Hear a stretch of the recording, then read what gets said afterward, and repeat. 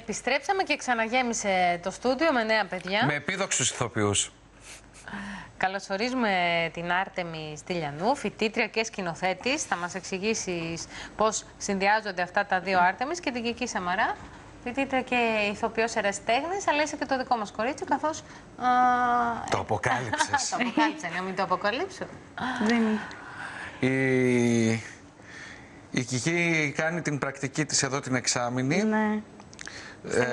Ως δημοσιογράφος. Οπότε είναι το δεξί μας χέρι. Οπότε και προλάβαμε, σε αρπάξαμε εμείς. Ναι. Πρώτη. Σε κάθε περίπτωση όμως τώρα δεν έχεις έρθει με την ιδιότητα της δημοσιογράφου ως ηθοποιός στο γραφείο μας, αλλά ως ερασιτέχνης ηθοποιός. Ναι, λοιπόν.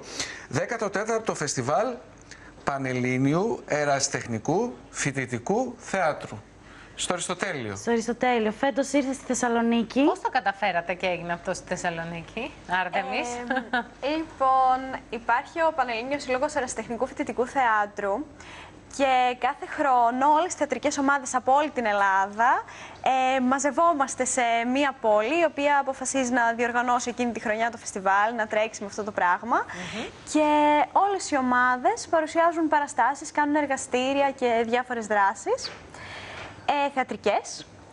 Και φέτος αυτό έγινε στη Θεσσαλονίκη, που έχει και πολλές ομάδες. Είμαστε 9 ομάδες θεατρικές στη Θεσσαλονίκη στο Σύλλογο και πολλές που δεν είναι ακόμα. Καταρρίπτεται έτσι και το μύθο του τεμπέλη Έλληνα φοιτητή, που μόνο διαβάζει και υποτίθεται μόνο και πάει για καφέ και ασχολείται μόνο με την εξεταστική. Σε κάθε περίπτωση, γιατί περνάμε άπειρες ώρες σε πρόβες, εργαστήρια, φτιάχνοντας σκηνικά, κοστούμια κλπ.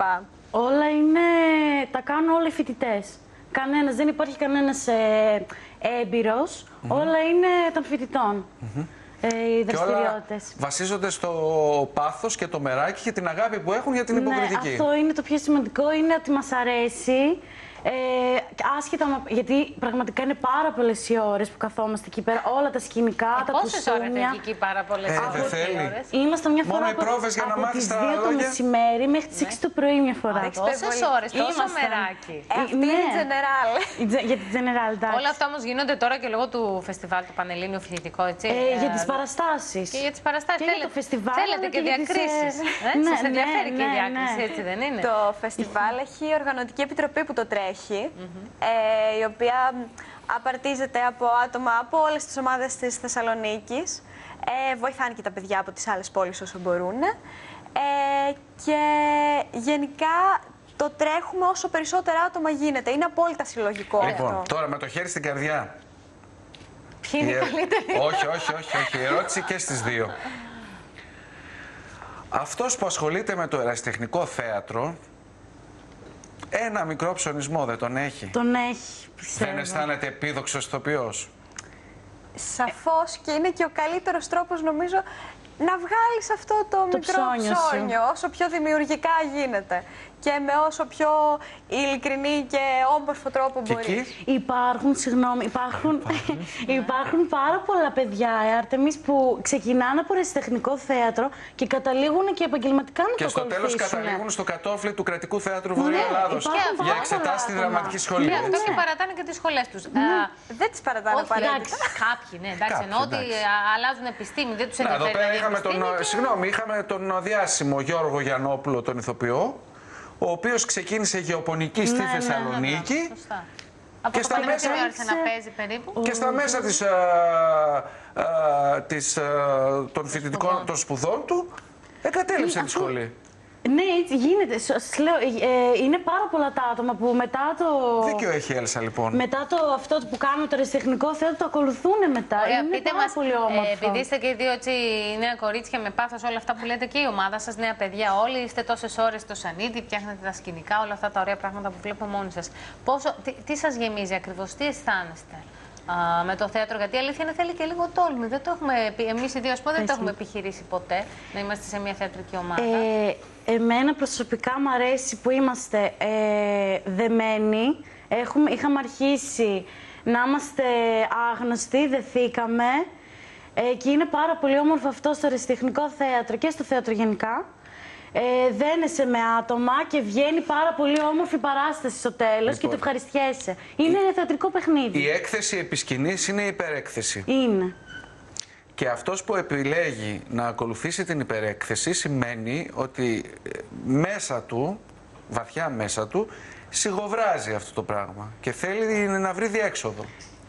Άρα μήπως είναι αυτό που σας ενώνει όλους? Είναι και αυτό. Και όλες. Ο καθένας, πιστεύω, έχει τη δική του προσωπικότητα και μέσα και είναι όμορφο. Παρ' όλα αυτά, γενικά, όλο αυτό μέσα στην ομάδα βοηθάει. Δεν είναι μόνο το πολιτιστικό του το κομμάτι, δηλαδή είναι και απόλυτα κοινωνικό, γιατί έχουμε άτομα τα οποία ντρέπονταν πάρα πολύ στην αρχή να εκτεθούν μπροστά σε κόσμο και όλο αυτό το πράγμα τους βοηθάει. Αυτό ήθελα να πω, δεν ντρέπεστε ορισμένοι άνθρωποι και είναι πολύ, όχι, και είναι πολύ κατανοητό, δεν ντρέπονται να μιλήσουν δημόσια.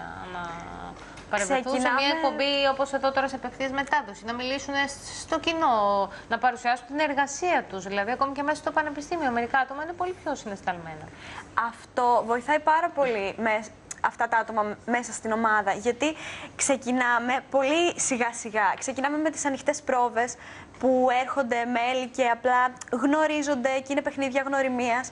Και σιγά-σιγά κάνουμε αυτοσχεδιασμούς, κάνουμε πράγματα που σε εκθέτουν σιγά-σιγά στη σκηνή. Ως ψυχόδραμα δηλαδή. Είναι σαν ψυχοθεραπεία. Κάνουμε κύκλο, πραγματικά. Φεύγεις από εκεί πέρα και είσαι χαρούμενος. Ωραία, πείτε μας τώρα την παράσταση. Εσείς σχόλασαν οι μοίρες, θα παρουσιάσετε αυτό το έργο? Ναι, το έγραψε η Άρτεμι. Α, εσύ, Άρτεμις, το έγραψες κιόλας και το σκηνοθετής. Και επίδοξη συγγραφέας και επίδοξη σκηνοθέτηδα. Τι σπουδάζεις, Άρτεμις? Φιλολογία. Οπότε εντάξει, λίγο κολλάει, είναι ταιριαστό. Γιατί αλλιώς θες το παιδί θαύμα μας σπουδάζεις πολυτεχνείο, ας πούμε, και έγραφες και σκηνοθετούσες και όλα μαζί.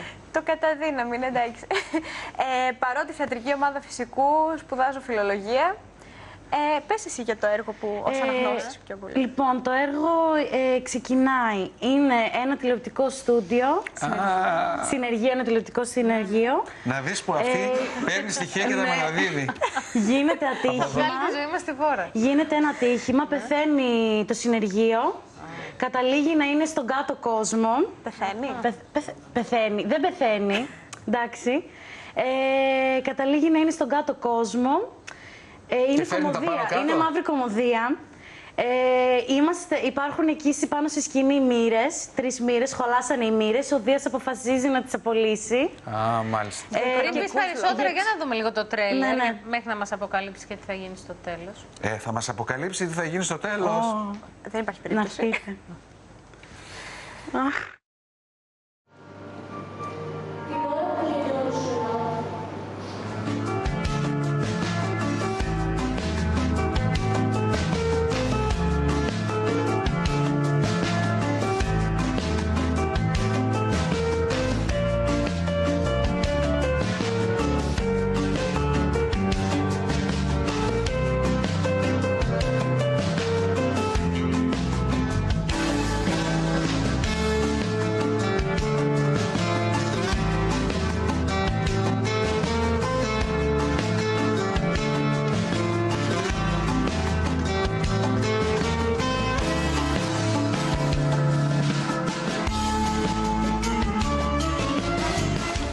Ωραία, θα έρθουμε να σε καταχειροκροτήσουμε στο αμφιτέατρο φυσικών επιστημών, έτσι. Να έρθετε, ναι.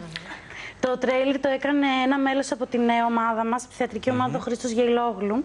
Να το αναφέρουμε αυτό. Οπότε όλοι, όπως είπατε, ο καθένας... Όλοι είμαστε, δίνουμε το... Λοιπόν, βγήκε το πρόγραμμα των παραστάσεων στο φεστιβάλ. Ναι, πού μπορεί ο κόσμος να το βρει το πρόγραμμα? Και να πούμε και για τις άλλες ομάδες, να μην τις Εννοείται. Λοιπόν, καταρχήν υπάρχει παντού στην πόλη η αφίσα μας. Την είδαμε, αυτή με το πάζλ, Ναι, στην οποία λόγω κάποιων έκτακτων αλλαγών υπάρχουν κάποια πράγματα τα οποία έχουν αλλάξει. Οπότε, να εμπιστευτεί ο κόσμος στη σελίδα μας στο Facebook, 14ο Πανελλήνιο Φεστιβάλ Ερασιτεχνικού Φοιτητικού Θεάτρου.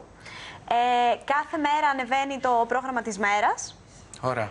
Αυτό. Και όσοι θέλουν να έρθουν σε επαφή και με νέους ηθοποιούς, γιατί όχι, να έρθουν εκεί. Δωρεάν πληρώνει εισιτήριο? Δωρεάν είσοδος ελεύθερη. Εννοείται, υπάρχει ένα κουτί οικονομικής ενίσχυσης για τα έξοδα του συλλόγου και αν κάποια ομάδα χρειάζεται κάποια ενίσχυση. Γιατί τα φτιάχνουμε όλα μόνοι μας, σκηνικά κτλ. Φώτα. Να πω και κάτι ακόμα για όσους θέλουν έτσι να το ξεκινήσουν. Άμα σίγουρα μας βλέπουν και φοιτητές, να το ξεκινήσουν. Είναι κάτι πάρα πολύ όμορφο το θέατρο. Δένεσαι, είναι πάρα πολύ όμορφο αυτό. Είναι πάρα πολύ ωραίο. Είναι ωραία εμπειρία. Σε ευχαριστούμε πολύ, σε ευχαριστούμε και τις δύο. Καλή επιτυχία σε όλες τις ομάδες. Καλή επιτυχία και στις σπουδές σας. Και εκεί σε αποδεσμεύουμε για να μένεις επάνω να βοηθήσεις την παραγωγή. Σύσκεψη λοιπόν μετά την εκπομπή μπορείς να αποχωρήσεις. Σας ευχαριστώ πολύ.